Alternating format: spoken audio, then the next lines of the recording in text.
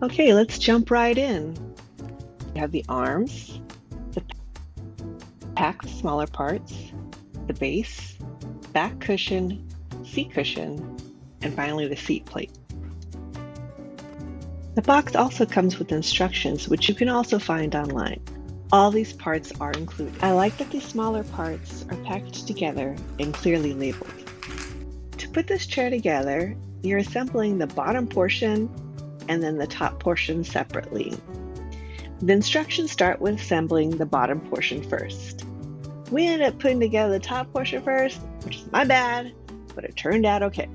Okay, we're going to start with the bottom portion, so get the base and the casters. Step 1, insert the casters into the underside of the base.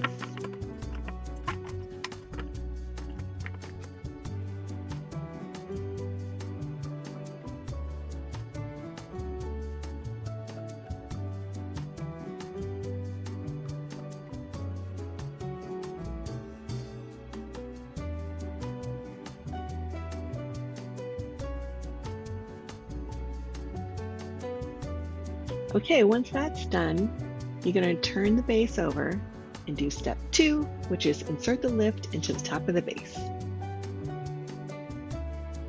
Congratulations, the bottom portion is done. Next, we'll move on to the top portion, which is more complicated. Get the other parts. I'm going to somewhat loosely attach the arms, which are labeled R and L, to the chair back. Don't tighten them completely, as you may have to make adjustments when inserting the seat. We're going to use the shorter I bolts and longer H bolts. The longer H bolts and washer will go into the part of the arm that is thicker, which are the upper bolt holes. I should note the instructions say to not use power tools. We didn't see this and used a 4-volt screwdriver. It's fine.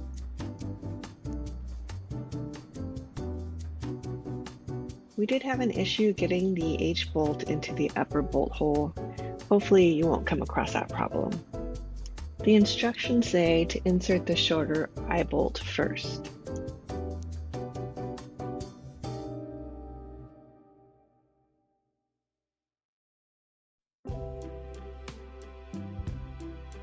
Now you can insert the seat between the chair arms. You have to align the holes in the bottom of the arm with the holes in the seat.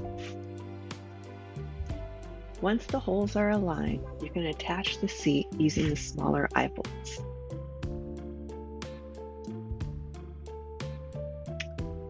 Now you can tighten completely.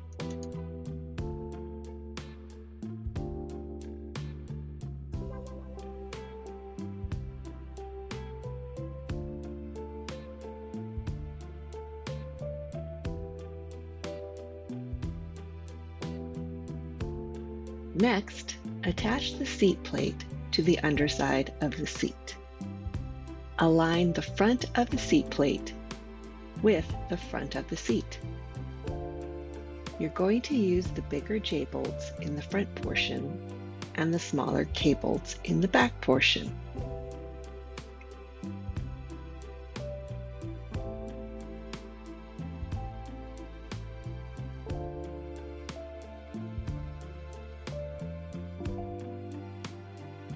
Insert the seat levers, which are dangling from the end of the seat plate cables, to the underside of the arms using the small M bolts.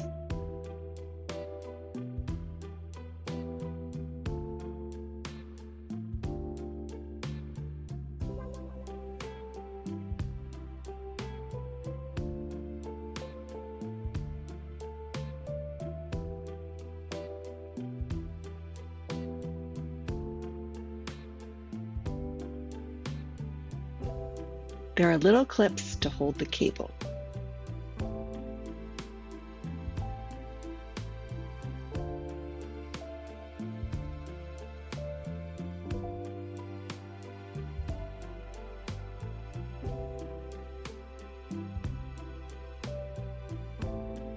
The next step is to insert the gas lift into the seat plate. Instructions say to place the top portion over the bottom portion, but we did the reverse. If you do it this way, be sure to hold the bottom of the gas lift so that it doesn't slide out of the seat base.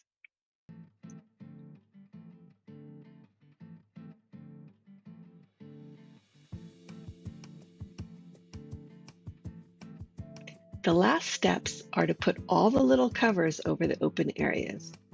You'll put the arm inserts into the grooves and the end caps over the bolt holes.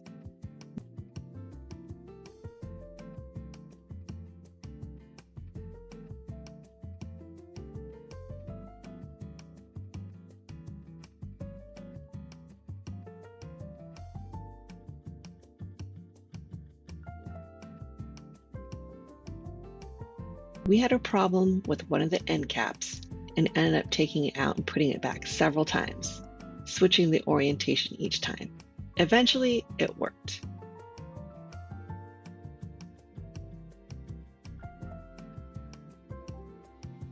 Ta-da! It's been about a month now and it's still holding together. This project took about 1 hour. I think most people can do this, although it did take some strength to insert the wheels. I hope this video was helpful. Thanks for watching.